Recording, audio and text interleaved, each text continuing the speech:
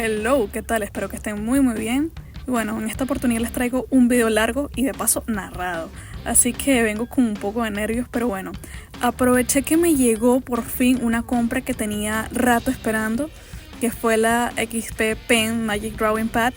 Y aproveché la oportunidad para hacer un video porque, bueno, llevaba rato queriendo probarla y como muchos de ustedes me preguntaba si en pleno 2025 seguía valiendo la pena. Tenía rato buscando una tableta de este estilo porque lo que quería era comodidad y la libertad de poder separarme de mi escritorio, porque bueno, mi espalda también me estaba pidiendo auxilio. Entonces, después de ver muchísimas reseñas, de verdad muchísimas, me fui con esta tableta. No fue un gasto pequeño, por eso también lo medité tanto. Pero en esta oportunidad, bueno, la vamos a sacar de la caja, la vamos a probar y les daré mi opinión honesta después de más de un mes utilizándola, a ver si realmente vale la pena comprarla en esta oportunidad, en este año. Empezamos por lo básico, que es la presentación. La caja es minimalista pero colorida, lo cual me pareció muy bonito en cuanto a diseño. Y bueno, al abrirla me di cuenta que tenía dos cajas. Una cajita era para el case y la otra era para la tableta como tal y todos sus componentes. Al abrirla me di cuenta que la tableta era súper delgada y liviana, lo cual me parece muy chévere para poder llevarla a todos lados, meterla en los bolsos, en las carteras, si así se me apetece. Entre la caja de los componentes, la tableta trae su cable de alimentación con su respectivo conector. También trae una cajita con todas las puntas de repuesto, que son bastantes, y el ganchito para poder cambiarlas con comodidad. También trae su guante y sus papeles de garantía y uso. En cuanto al guante, este es diferente a otros guantes que, bueno, el único guante que he tenido con otra tableta XP Pen que me compré hace ya varios años. Pero este guante en particular tiene como un poco de acolchado por debajo de la mano, si se entiende, que es para que uno pueda apoyarla sobre la tableta con comodidad. Y una de las cosas más importantes, el lápiz. Este es un lápiz bastante delgado comparado a otro que tengo de la misma marca, pero en el tiempo que lo estaba usando se me ha hecho bastante cómodo. Pensé que me iba a costar más adaptarme, pero no, realmente no. De todas formas, en otras reseñas vi que muchas personas le ponían como estos soportes, pero estas cosas que se le ponen a los lápices para hacerlos más gorditos. He visto personas que le ponen eso para hacer el agarre más cómodo para ellos o ellas. Este video me costó bastante editarlo, no sé por qué, de repente era porque tenía demasiado tiempo también sin hacer un video largo y el proceso de edición fue catastrófico porque los archivos, aparte de los archivos, estaban en el formato de iPhone, el .mov. Entonces el programa que estaba utilizando no me los estaba agarrando, probé otros programas, pero no me estaban dejando utilizarlos porque eran de pago. Quise piratear uno, no funcionó. En ese pirateado edité una hora, perdí todo lo que hice. Luego tuve que volver a la vieja confiable que fue DaVinci Resolve, que me estaba yendo lento y por eso lo había dejado al principio. Pero tuve que volver al final. Lo que hice fue no usar cualquier otra aplicación, nada más enfocarme en DaVinci y por fin pude editarlo. Cuando me estaba decidiendo por esta tableta, si comprarla o no, estaba también viendo otras opciones como la Uji, que es una marca hermana de la XP Pen. Estaba viendo su tableta UT3, que también se veía como una buena opción, era más grande, más barata, tenía un sistema operativo más nuevo, pero al final me fui con la Magic Drawing Pad por dos razones. La primera, que el lápiz de Uji necesitaba cargarse y el de XP Pen no. Y la segunda, que esto fue por reseñas que vi, es que la Uji tendía a tener bastante más lag cuando se le ponía más presión.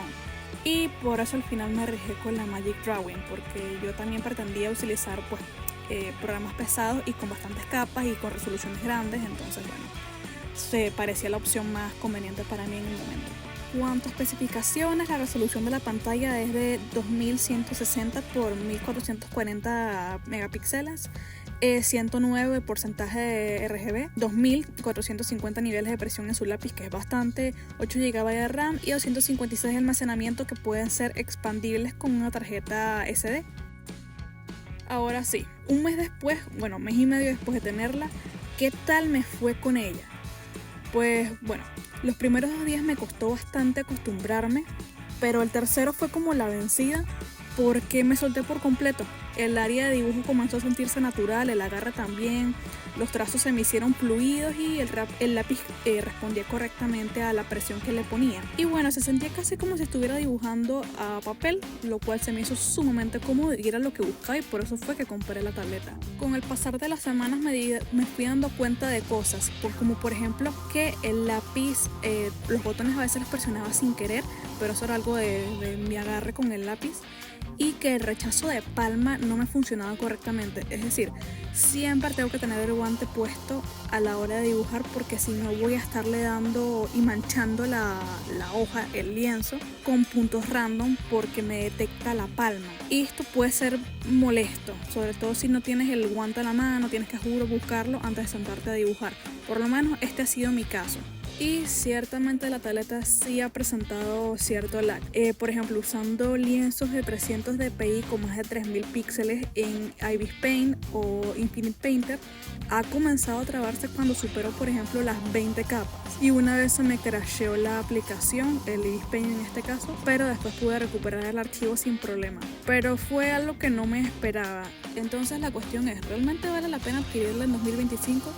Pues depende muchísimo de ti.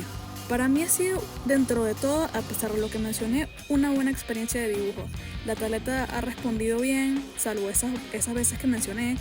Se me ha hecho súper versátil a la hora de usarla, porque puedo ver series con ella, puedo leer libros, la puedo usar como Kindle porque también es muy amigable a la vista, lo cual aprecio muchísimo. Así que fue una inversión que tiene múltiples usos.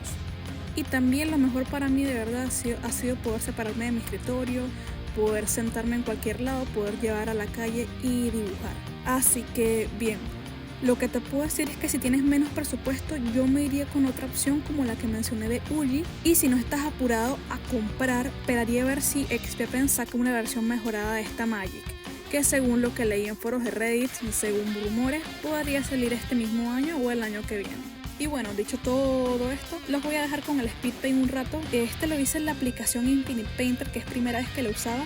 Se supone que es como la versión de Procreate, pero para Android. La aplicación me pareció bastante intuitiva, con una interfaz muy bonita.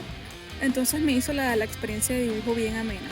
Sobre todo con este dibujo sencillito que fue hecho en hora y media. Pero bueno, si este video te fue útil, no olvides darle like y suscribirte para más contenido. Y también si quieres seguirme en otras redes sociales. Así que nos vemos en el próximo video. Bye bye.